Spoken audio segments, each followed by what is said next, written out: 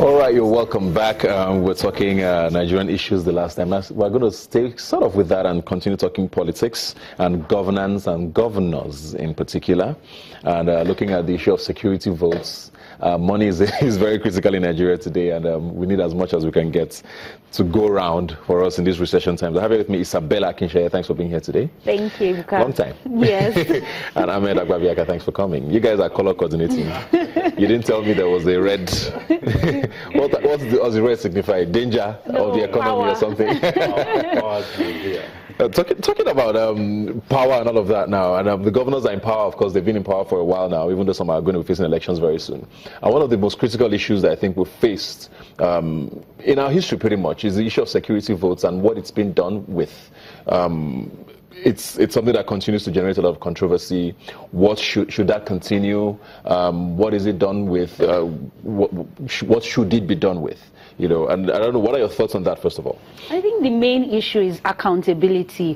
You can't say, okay, you have this money, but I cannot know what is happening with it. Nigerians are asking questions that you get so much money. We want to know why the roads are not fixed, why there's no food on the table, why salaries are being owed. And then there's this security vote that is sort of like a special loot that any governor can just access and does not have to answer any queries. And it's no longer Christmas. You know, the good days have come and gone. We're in a recession. So these are times that we need to take very critical decisions and work for the people, no longer the governor's pockets. Yeah. That's... But you hear the name security votes and you think, it's going to security, right? Isn't that what it's supposed to be, Ahmed?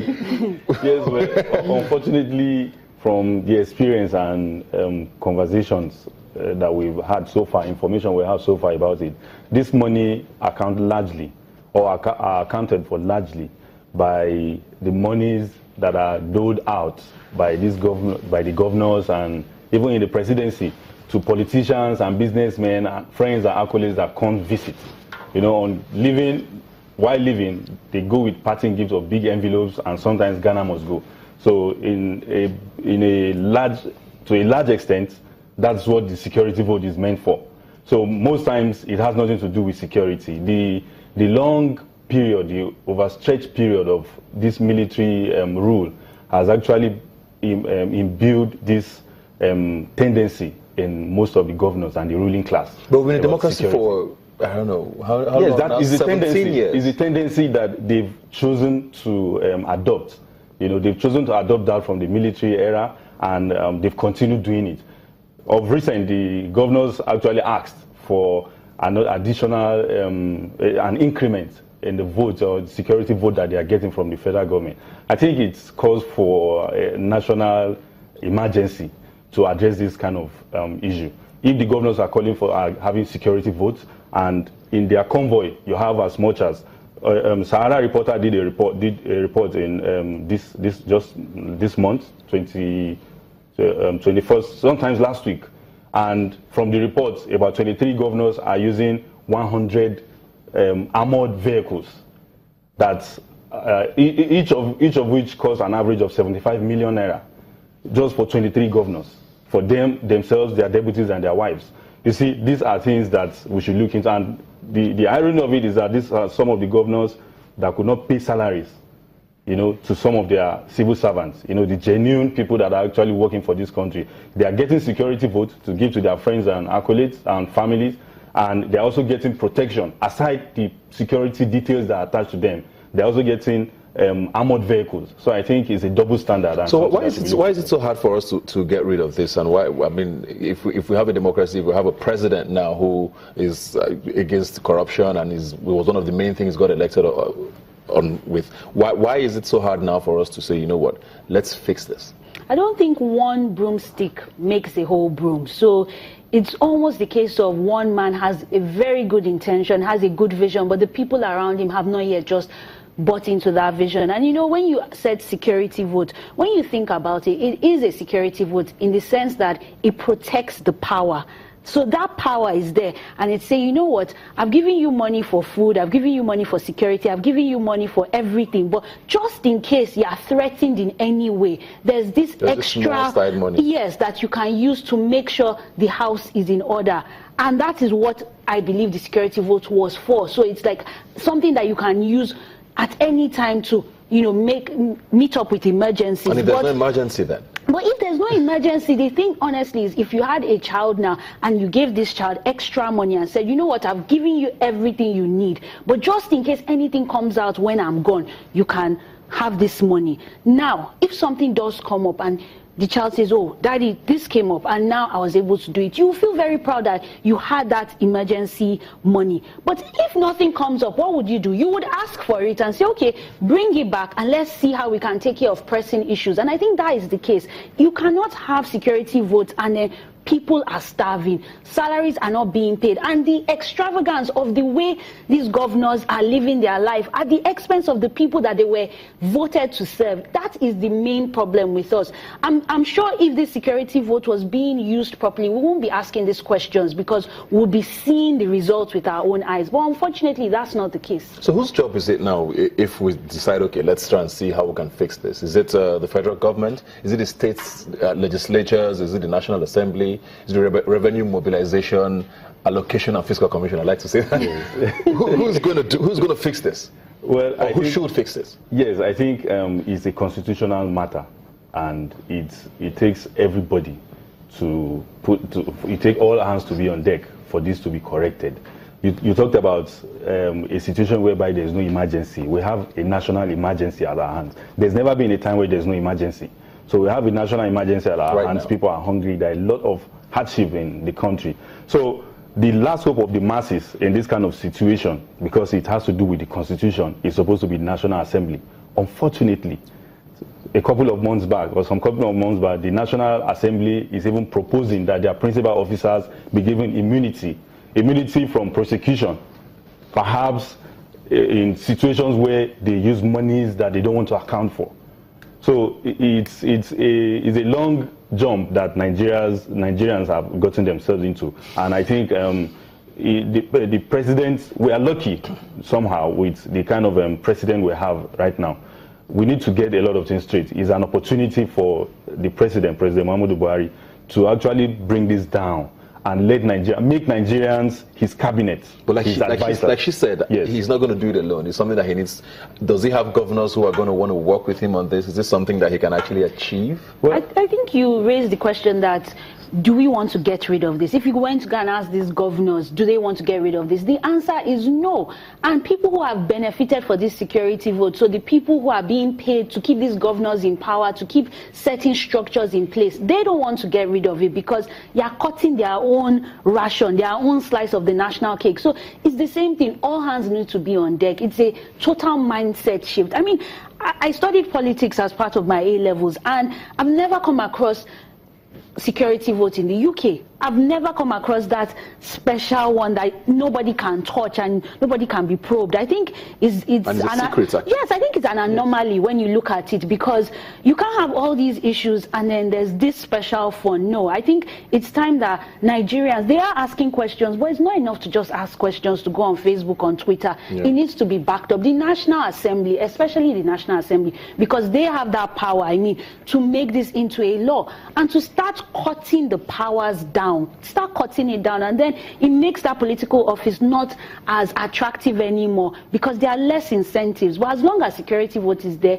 then people are going to aim to go into power just to access these funds. Why I was asking about Mr. President, doing it alone is also because, I mean, if you're going to work at achieving something like this, it's going to take a lot of negotiation, politicking, and all of that. I mean, do you see him as the sort of person who would want to have sort of a sit down over time to convince these people? Because it's something that he's been accused of, that he doesn't necessarily want to listen. Nobody, I mean, it's an allegation, of course. I've never really had a negotiation with him, but is this something you see him, trying to achieve? I mean, he still has about 2.5 years to go. Well, I think he should, if he doesn't have it, he should aspire to achieve this. If it's the legacy that he's going to leave behind, it's very, very important at this stage in the life of this country.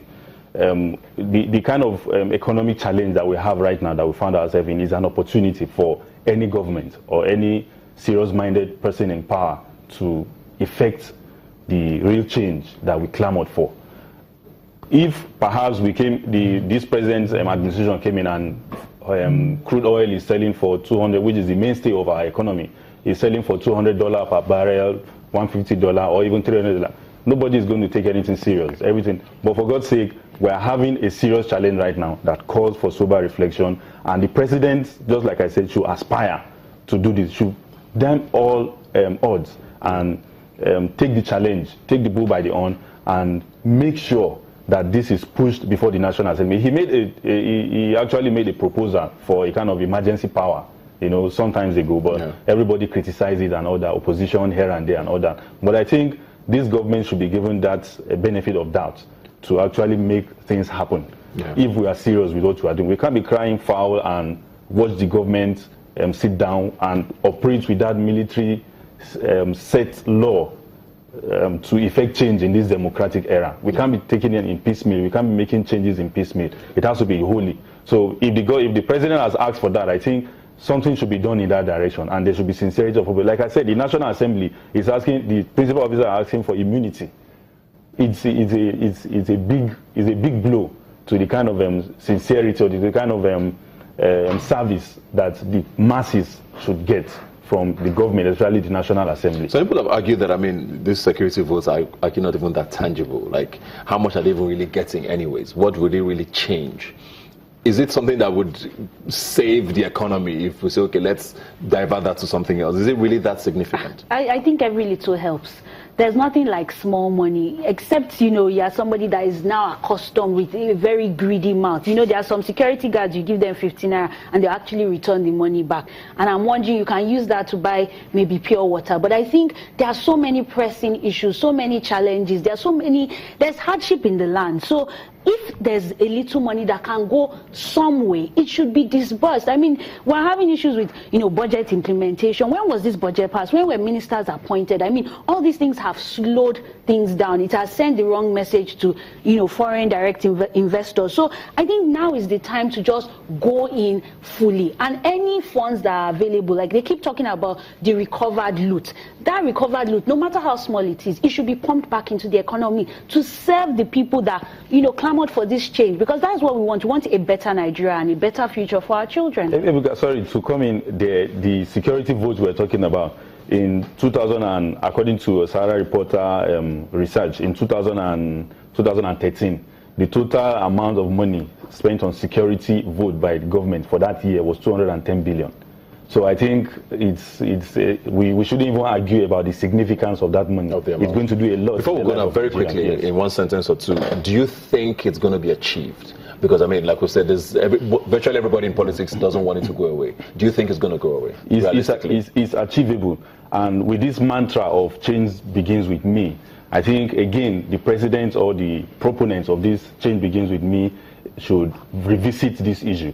If we actually, the governors, I love the way the federal government took the whole matter. They threw it to the governors, and the governors are the main advocates of this, the sales of national assets. So if we want to apply the change begins with me tendency or theory on sales of national assets, the governors should be sincere, first of all, by checking or being accountable for the security vote that they are given. So if that is done and they've done that sacrifice, then the common assets of Nigerians, the national asset that wants to be sold, that they are proposing that should be sold, then we can go into that and look into it. But if they are still on that security vote and we are proposing to sell national assets, and a huge percentage of that is going to go to security votes, then I think it's a waste of time. Very quickly, I beg to differ. I don't think it's going to go away anytime soon, because the right structures to support this real change are not there. It's okay for the president to have this vision of change, but the people need to be in full support. That's you and I, that's the governors, that's the members of the National Assembly. And until that comes in, it's just talk. That's what it is. Thank you very much, Isabella. Thank you very much, Ahmed. We'll continue this conversation. We can only keep talking. Yes. Hopefully, one day we'll go into action. Thanks for being here today. We'll take a break now and be right back. Please stay with us.